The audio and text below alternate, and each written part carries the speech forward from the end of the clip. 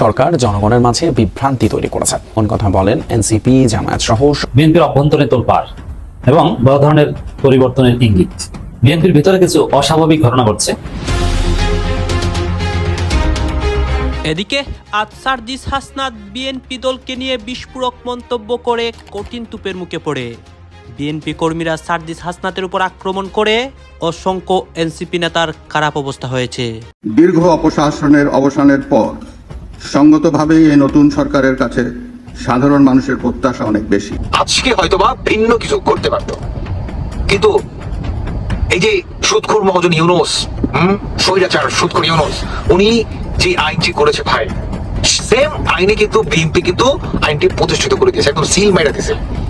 কাজেই উনি কথা পর্যন্ত বলছে এই যে আজকে যারা ইউনূসের দেখানো পথ দিয়ে আপনারা হাঁটছেন এবং কার্যক্রমগুলো তারা বাস্তবে রূপ দিয়েছেন, একটা দিন আসবে বা এমন একদিন সময় হবে যেদিন আপনাদের রাজনীতি বাংলাদেশ থেকে নিশ্চিহ্ন হয়ে যাবে। জামাত বিএনপিকে সরিয়ে রেখে নিজেরা ভালো ভালো ভালো এই আলোচনাটাই বারবার সংসদে আমরা গত 14-15 বছর ধরে লক্ষ্য করেছি। আর এবছর দেখছি 2026-এর এপ্রিল মাসে দেখছি জামাতের ভূমিকার তীব্র সমালোচনা করার সাহস দেখাচ্ছেন বিএনপি সদস্যরা। বিএনপির সমস্ত হিসাব নিকাশ ব্যর্থ করে দেওয়ার আসল উপাদান, আসল জিনিস জামাতের হাতে চলে এসেছে। এটা বিএনপিও জানে। জামাতের যে খেলা, একদিকে জামাত কর্মীরা খেলা শুরু করেছে, অন্যদিকে আজকে বিএনপি কর্মীরা সরাসরি সার্জিস এবং হাসনাতের উপর প্রভাব ফেলে। কারণ এনসিপি নেতাকর্মীরা বিএনপির বিরুদ্ধে সংসদ থেকে শুরু করে দেশের প্রত্যেকটা জায়গায় অনেক কথা বলে, বিএনপির অনেক কাজকর্ম প্রকাশ্যে আনে, সরাসরি তারেক রহমানের বিরুদ্ধে কথা বলে। এই জন্যই কিন্তু আজকে সার্জিস হাসনাতের খারাপ অবস্থা হয় এবং রাজপথে নতুন পরিস্থিতি হয়, জামাত বিএনপির মুখোমুখি অবস্থা। আপনারা এই সম্পূর্ণ ভিডিও দেখবেন, সর্বশেষ বাংলাদেশের রাজনীতির মধ্যে যা যা ঘটেছে এবং এই নিয়ে অনেক রহস্য যে উন্মোচন হয় সেই সব দেখতে পারবেন এই একটি ভিডিওতে। গণভোট আর জুলাই সনদকে পার্থক্য করে সরকার জনগণের মাঝে বিভ্রান্তি তৈরি করেছে। যারা হ্যাঁ ভোট দিয়েছে, রায় বাস্তবায়ন না হলে তারা বসে থাকবে না। রাজধানীতে জাতীয় নাগরিক পার্টি আয়োজিত জাতীয় কনভেনশনে এমন কথা বলেন এনসিপি, জামায়াত সহ সমমনা রাজনৈতিক দলের নেতারা। ফ্যাসিবাদী আমলের প্রত্যেকটি মানবতা বিরোধী অপরাধের বিচার দাবি করে তারা বলেন, গুম খুনে জড়িতদের ক্ষমা করা হবে আত্মঘাতী। জ্বালানি, অর্থনীতি, মানবাধিকার ও গণভোট বিষয়ক জাতীয় কনভেনশন আয়োজন করে এনসিপি। রাজধানীতে দিনব্যাপী এই কনভেনশনে অংশ নেন রাজনীতিবিদ, সাংবাদিক সহ বিশিষ্ট জনেরা। রাজনৈতিক সরকারের প্রধানমন্ত্রী কনভেনশন এনসিপির মুখপাত্র আসিফ মাহমুদ বলেন, আইনি কাঠামো না থাকায় যারা ফ্যাসিবাদ তৈরিতে সহায়তা করেছেন তাদের এখন হিরো ট্রিটমেন্ট দেয়া হচ্ছে। আইনজীবী তাজুল ইসলাম বলেন, যারা গুম খুনের মতো অপরাধ করেছে তাদের ক্ষমা করা হবে আত্মঘাতী। প্রধানমন্ত্রীকেও দেখি রাজনৈতিক বিষয়গুলোকে উনি কেন জানি একটু এড়িয়ে যেতে চান, এবং উনি একটু ওই যে সোশ্যাল মিডিয়ায় বলে অনেকে পুকি হওয়ার একটু চেষ্টা করেন। তো আমরা আমাদের প্রধানমন্ত্রীকে আসলে পুকি হিসেবে দেখতে চাই না। বাংলাদেশে এই অপরাধগুলো লাখ লাখ মানুষের করেনি, কয়েকশো মানুষের সাথে জড়িত। যারা এরকম worst type of human rights violation করেছে তাদেরকে ক্ষমা করা হবে আত্মঘাতী। বাংলাদেশ খেলাফত মজলিসের আমির মামুনুল হক বলেন, সংস্কার নয়, নির্বাচন আদায়ই ছিল বিএনপির মূল উদ্দেশ্য। আর এবি পার্টির নেতা মুজিবুর রহমান মঞ্জু শিক্ষা প্রতিষ্ঠানে অব্যবস্থাপনায় সন্ত্রাস ছড়িয়ে পড়ার শঙ্কা জানান। আরো অন্তত 8-10 মাস পেরোলে মানুষ হিসাব করবে, প্রথমে হিসাব করবে যে ডক্টর ইউনূসের রেজিমের সাথে বিএনপির রেজিমের পার্থক্য কি, এরপরে হিসাব করবে শেখ হাসিনার রেজিমের সাথে এই বিএনপির রেজিমের পার্থক্য কি। আমাদের তো শুধু ইচ্ছা ছিল যে কোনোভাবে নির্বাচন করে ক্ষমতায় যাওয়া। এই কথা যদি একটা শাসক মহলের প্রতিনিধিত্বশীল ব্যক্তিরা বলতে পারে, তো আমার কাছে তো আমার মনে হয় যে আকাশ ভেঙে পড়ার মতো।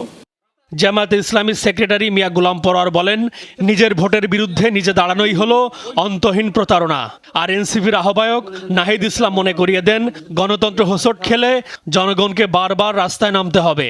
ওনারা এখন ষড়যন্ত্র করছেন, ওই 10টা নোট অফ পয়েন্ট বাদে ওনারা নিজেরাই একটা সংবিধান সংশোধনের বিল বানাবেন, আগামী হয়তো বাজেট অধিবেশন বা কোনো একটা অধিবেশনে বিল বানিয়ে নিজেরাই সেটা পাস করে নেবেন।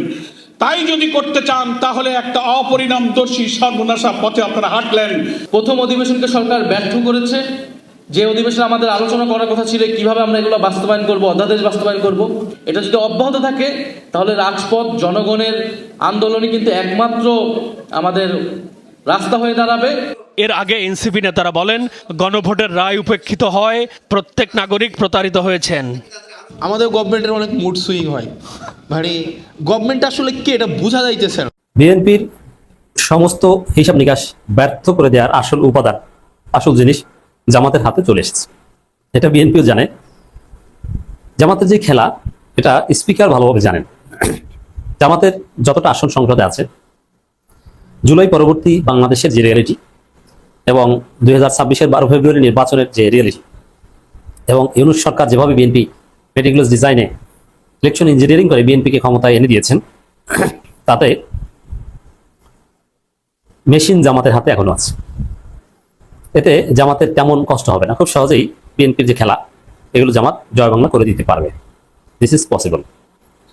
দর্শক, স্পিকার এটা খোলামেলা বলেছেন, দীর্ঘ সময় সংসদ বয়কট করলে গণতন্ত্র ক্ষতিগ্রস্ত হবে। এর মানে স্পিকারের কথা থেকেই বোঝা যায় এবং বাস্তবতা এটা, জামাত সংসদ বয়কট করলেই জামাতের খেলা শুরু, বিএনপির খেলা শেষ। বিএনপিকে ব্যর্থ করে দিতে বেশি কিছু করতে হবে না। জামাত সংসদ থেকে পদত্যাগ করলে বুঝবেন যে তারেক রহমান পালানোর জন্য টিকিট কাটছে, অথবা পাকিস্তানে কোন জায়গায় হেলিকপ্টার নামবে সেটা ঠিক করে ফেলেছে। কারণ সংসদ থেকে জামাত পদত্যাগ করলে তারপরে বিএনপি আর ক্ষমতায় থাকতে পারবে না। এটা হচ্ছে রিয়েলিটি। দর্শক, এই জন্য স্পিকার মেজর হাফিজউদ্দিন আহমেদ বীর বিক্রম, যিনি ব্যক্তি জীবনে প্রচন্ড জামাত বিরোধী, জামাত বিদ্বেষী, এবং তিনি ভারতপন্থী, আর ভারতপন্থী মানে জামাতকে দুই চোখেও দেখতে পারে না, সেই স্পিকার তিনি বলছেন যে জামাত তো জেন্টেলম্যান, জামাতের লোক কিন্তু ভালো, সংসদে খুব ভালো আচরণ করে। মানে পাম দিয়ে জামাতকে সংসদে রাখার চেষ্টা করছে। কারণ যিনি জামাতের হাতে খুব সহজ, জামাত সংসদে না যেয়ে রাজপথে গেলেই বিএনপি শেষ। এখন পর্যন্ত জামাত সংসদেও যাচ্ছে, রাজপথেও যাচ্ছে, বিএনপি সরকার আছে, হয়তো চাপ পড়ছে তাদের উপর। কিন্তু জামাত যদি সংসদ বর্জন করে, একদম সংসদ বয়কট করে, সংসদ থেকে পদত্যাগ করে, এবং দীর্ঘদিন যদি সংসদে যাওয়া পদত্যাগ না করেও সংসদে যাওয়া বন্ধ করে দেয়, দেখবেন যে বিএনপি সরকার অচল হয়ে গেছে। বাস্তব কথা হচ্ছে যে জামাত ছাড়া বিএনপি এখনো অচল। অতীতেও জামাত ছাড়া বিএনপি অচল ছিল। আপনারা দেখেছেন যে 2008 সালে আওয়ামী লীগ ক্ষমতা আসার পর একটা সময় পর্যন্ত বিএনপি জামাত মিলেমিশে আন্দোলন করেছে, কিন্তু বিএনপির গাদ্দারির কারণে এবং বিএনপির ভারতপন্থীদের কারণে সে আন্দোলন সফল হয়নি।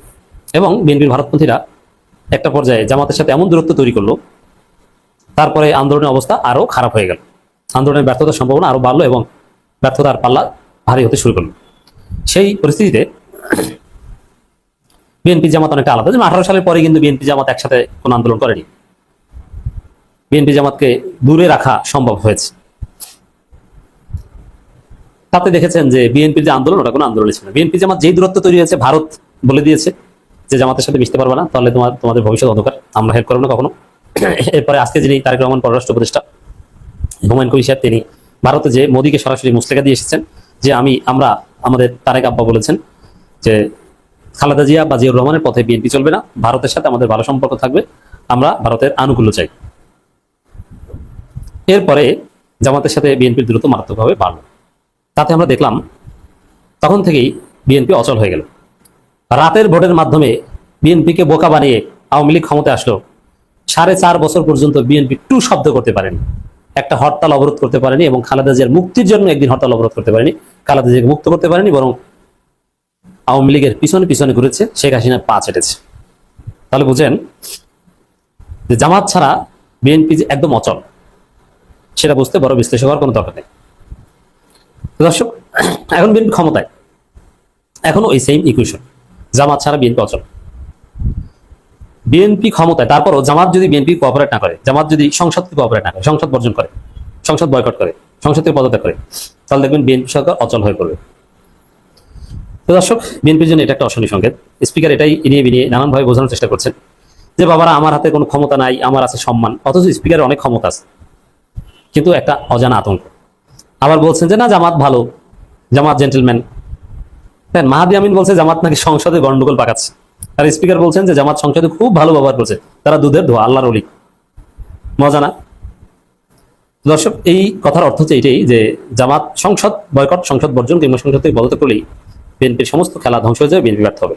যদি শেখ হাসিনা সেভাবে চলে আসে, তাহলে গোলাম মাওলানা রনি উনি যেভাবে বর্ণনা দিয়েছিলেন যে শেখ হাসিনা দেশে আসলে দেশের অবস্থান অ্যাকচুয়ালি কি হবে, অনেকটা সেম টু সেম এর মতোই হবে, এর থেকে কম হবে না, কিন্তু এর থেকেও দ্বিগুণ পরিমাণ অপোজিট সাইডে জামাত বলেন, বিএনপি বলেন, এনসিপি বলেন, চরমনায় বলেন, এর থেকেও জঘন্য খারাপ অবস্থা হয়ে যাবে। কেননা বাংলাদেশে ইনস্ট্যান্ট নাও এখন পর্যন্ত আওয়ামী লীগের উনি বলছে যে 40 থেকে 45% ম্যান্ডেট রয়েছে। এই দলটাকে আপনারা রাজনীতি থেকে আন্ডারগ্রাউন্ডে পাঠিয়ে দিয়েছেন, নিষিদ্ধ করে দিয়েছেন। কাজেই এই বড় দলটা ঠেকায় রাখার জন্য কোনো গভর্নমেন্টেরই সেই সক্ষমতা নাই বলতেই চলে। দেখুন, এই যে ব্যারিস্টার রুমিন ফারহানা, উনি ভাই সংসদ থেকে শুরু করে ইভেন বিভিন্ন জায়গায় যেভাবে উনি বলছে, উনি কিন্তু সংসদে কিন্তু বলেছে যে 52% মানুষকে বাদ দিয়ে কখনো মাননীয় স্পিকার আপনি দেশ পরিচালনা করতে পারবেন না। দেখেন, এটা চারটেখানে কথা না। যেমন এটা ট্রু ম্যান, কারণ আওয়ামী লীগের কোনো প্রতিনিধি বর্তমান সংসদে নাই। তাদের আপনার বাচ্চা কাচ্চারা বিভিন্ন বড় শিক্ষা প্রতিষ্ঠান থেকে তারা বঞ্চিত হচ্ছে, তাদের লেখাপড়ার মানে তাদেরকে আপনারা নিচ্ছেনই না, সেখান থেকে আপনারা বের করে দিচ্ছেন। তো এখন যাবে কোথায়? এখন ওই পোলাটা যদি বলে যদি বাঁচি তাহলে গাজী হয়ে বাঁচবো, যদি মরি তাহলে দেশের জন্য শহীদ হয়ে যাবো, তারপর দেশকে জঙ্গিবাদীদের হাত থেকে রক্ষা করব। যদি তারা এই ধরনের আকিদা নিয়ে ফেলে বা প্রতিজ্ঞা করে ফেলে, ইতিমধ্যে আমরা দেখেছি আওয়ামী লীগের বিভিন্ন জেলায় মধ্যরাতে ফ্লাশ জ্বালিয়ে তারা কিন্তু এই ধরনের শপথ কিন্তু গ্রহণ করেছে। ভাই, এই নজির কিন্তু আমরা এখন দেখতে পাচ্ছি। এই যে ব্যারিস্টার রুমিন ফারহানা, উনি শুধু এখানেই বলেনি, উনি আরো বলেছে, এটা একটা লাইন শুনেন। উনি বলেছে যে আওয়ামী লীগ যদি বা শেখ হাসিনা যদি ডিসাইড করে যে কোনো গভর্নমেন্টকে শান্তিতে থাকতে দিবে না, আওয়ামী লীগ ব্যতীত, তাহলে শেখ হাসিনার ধারায় এটি সম্ভব। আওয়ামী লীগ চাইলেই এটি করতে পারবে, কারণ একটি দলকে আপনারা নির্বাচনে আসতে দেননি, জনগণের সমর্থক ছাড়াই সেই দলটাকে আপনারা নিষিদ্ধ করে দিয়েছেন। আপনারা যদি সেই দলটাকে জনগণের হাতে তুলে দিতেন, নির্বাচনে তাদেরকে ফেরাতেন, নির্বাচনের মাধ্যম দিয়ে যদি এই ফয়সালাটা জনগণের হাতে আপনারা দিয়ে দিতেন, তাহলে আজকে হয়তোবা ভিন্ন কিছু করতে পারত। কিন্তু এই যে সুদখোর মহাজন ইউনূস, স্বৈরাচার সুদখোর ইউনূস, উনি যে আইনটি করেছে ভাই, সেম আইনে কিন্তু বিএনপি কিন্তু আইনটি প্রতিষ্ঠিত করে দিয়েছে, একদম সিল মেরে দিয়েছে। কাজেই উনি কথা পর্যন্ত বলছে, এই যে আজকে যারা ইউনূসের দেখানো পথ দিয়ে আপনারা হাঁটছেন এবং কার্যক্রমগুলো আপনারা বাস্তবে রূপ দিয়েছেন, একটা দিন আসবে বা এমন একদিন সময় হবে যেদিন আপনাদের রাজনীতি বাংলাদেশ থেকে নিশ্চিহ্ন হয়ে যাবে। ইট ওয়াজ ট্রু 100% অলসো। আপনি কিঞ্চিত পরিমাণ সন্দেহ রাখেন না রাখাই। সংসদীয় গণতন্ত্রের যেটা প্ল্যাটফর্ম, সেটাকে বলা হচ্ছে সংসদ। সেই সংসদে যদি তাবেদারির গণতন্ত্র উপস্থাপন হয়, ইয়েস ম্যামে, ইয়েস স্যারে, এক পক্ষের হাততালিতে, যেখানে বিরোধী পক্ষের কোনো স্থান থাকে না, তো সেই সংসদীয় প্ল্যাটফর্মে ধরেই নেওয়া যেতে পারে যে তাবেদারির গণতন্ত্র প্রতিষ্ঠা পাচ্ছে। সেই প্রতিষ্ঠাটা কি একদিনে পায়, দুদিনে পায়, 3 দিনে পায়, 4 দিনে পায়, 5 বছরে পায়, 10 বছরে পায়, 15 বছরে পায়। তারপরে সেই সংসদ, সেই গণতন্ত্র ভেঙে পড়ে। কেন ভেঙে পড়ে? সেই ভাঙতে মানসিকভাবে মানুষ নিমজ্জিত হয়, 1জন থেকে 2জন, 2জন থেকে লক্ষাধিক, লক্ষাধিক থেকে কোটি লোক, যার ফলশ্রুতি আমরা 2024-এর 5ই আগস্ট দেখেছি। তারপর বাংলাদেশের মানুষ ধৈর্য ধরেছে, কি হতে যাচ্ছে, আমাদের কি করণীয়। একটা অভিভাবকত্বে, একটা পরামর্শদাতাদের, একজনদের পৃষ্ঠপোষকতায় অন্তর্বর্তী সরকার দেশটাকে একটা গণতান্ত্রিক পরিবেশের মধ্য দিয়ে, গণতন্ত্র মানে কি, সবার সমান অধিকার, সেই অধিকার প্রতিষ্ঠার জন্য একটা সিচুয়েশন তৈরি করেছে। দেশে গণতন্ত্রের প্রতিষ্ঠার মূল যে প্রেক্ষাপট, যে মূল যে শিকড়, সেটা হচ্ছে নির্বাচন, গণতান্ত্রিক নির্বাচন, মতামতের মধ্য দিয়ে দেশকে গঠন করে তোলা। সেটা আমরা ত্রয়োদশ জাতীয় নির্বাচন দেখেছি। সেই নির্বাচন কারা ম্যান্ডেট দিয়েছে? বাংলাদেশের সাধারণ মানুষ। সেই ম্যান্ডেট নিয়ে তারা কোথায় গেলেন? সংসদীয় গণতন্ত্রের যেটা পীঠস্থান বা প্ল্যাটফর্ম, সংসদ। তার পরবর্তীতে আমরা কি দেখছি? বিরোধী পক্ষ, সরকার পক্ষ, মতানৈক্য হচ্ছে, আলাপ হচ্ছে, আলোচনা হচ্ছে, দেশ গঠনের কাজে আলাপ জারি থাকছে। সেই আলাপই মানুষ এখন দেখতে চায়। সেই আলাপই এখন, তুমি জানো যে ভারতবর্ষের সংসদীয় গণতন্ত্রের যে পীঠস্থান, আমাদের সংসদ, আমাদের রাজ্যের বিধানসভা, গোটা দেশের সমস্ত বিধানসভা, যা কিছু হয় লাইভ সম্প্রচার হয়। কেন হয়? মানুষ এখন দেখতে চায়, জানতে চায়। আর সেই দেখা এবং জানাটা যদি তাদের দৃষ্টিভঙ্গির মধ্যে ভালো লাগার বিষয়বস্তু হয়ে পড়ে, অমিতাভ বচ্চন আমজাদ খানের শোলে যেমন মানুষকে দৃষ্টি আকর্ষণ করেছিল, কিন্তু সেই সংসদ ভবনে যদি তাদের কথা তুলে ধরা হয়, মানুষ যেটা চাইছে, দেশের মানুষের কথা যদি সংসদে কেউ তুলে ধরতে চায়, সচিন তেন্ডুলকর বলো, সৌরভ গাঙ্গুলি বলো, মুস্তাফিজুর বলো, আমরা যেটা চাইছি ওরা 6 মারুক, বাউন্ডারি করুক, সেঞ্চুরি করুক, সেটা যখন মানুষ চায় এবং সেটা যখন মানুষ দেখতে চায়, তো মানুষ তো তার মধ্যে আকৃষ্ট হবে। সেই জায়গা থেকে দাঁড়িয়ে বাংলাদেশের মানুষ 15 বছর যে নিঃশেষিত, নিপীড়িত হয়েছে, অবিচারের দ্বারা শোষিত হয়েছে, তার একটা অগ্নি স্ফুলিঙ্গ ঘটেছে 2024-এর 5ই আগস্ট। তারপর একটা সরকার, তারপরে নতুন সরকার গঠন, কিন্তু সেই নতুন সরকারের প্রতিনিধিরা সংসদে গিয়ে কি বলছে, কি খাচ্ছে, কিভাবে দেশ গঠন করছে, কি মতানৈক্য করছে, কি বিতর্ক করছে, সেখানে নির্যাস কি, আগামীর বাংলাদেশ কেমন পথে যাবে। আপনারা দেখলেন এখানে কি কথা হচ্ছে, অনেকে কিন্তু অনেক কথা বলতেছে, অনেকে আলোচনা করতেছে, অনেকে সমালোচনা করতেছে দেশের বিভিন্ন অবস্থা এবং পরিস্থিতি নিয়ে, বিশেষ করে এখানে দেশের রাজনীতির প্রেক্ষাপট নিয়ে কথা হয়, আরও অনেক বিষয় নিয়ে কথা হয়। এই বিষয়গুলো দেখে এবং দেশের রাজনীতির প্রেক্ষাপটগুলো নিয়ে আপনার মন্তব্য কি, আপনার গুরুত্বপূর্ণ মন্তব্যটা অবশ্যই আপনারা আমাদের কমেন্ট বক্সে লিখে যাবেন। সর্বশেষ আপনাদের কাছে আমাদের একটা রিকোয়েস্ট থাকবে, আপনারা আমাদের চ্যানেলে নতুন দর্শক হয়ে থাকলে চ্যানেলটি সাবস্ক্রাইব করবেন এবং পাশে থাকা বেল বাটনটিও যাবেন, যাতে করে নেক্সট ভিডিওটা সবার আগে আপনাদের কাছে পৌঁছে যায়। ধন্যবাদ।